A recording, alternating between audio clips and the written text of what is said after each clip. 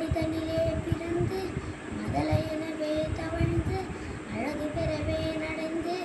இரண்யோனாய் அருமழையே மிகுந்து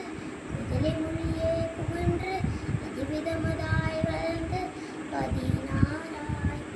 சிவகலகலாகமங்கள் மிகவும் மறையோர் மன்னர் திருவடிகளே நினைந்து துதியாமல்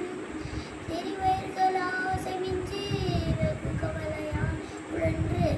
எரிமடியே நின்றும் அடி சேராய் மௌனபதேச சம்பு மணி உருகவே கும்பை மணிமுடி மீதணிந்த மகதேவர் மனமகிழவே இணைந்து ஒரு புறமதாக வந்து மலைமகள் குமார துங்க வடிவேலா பவனி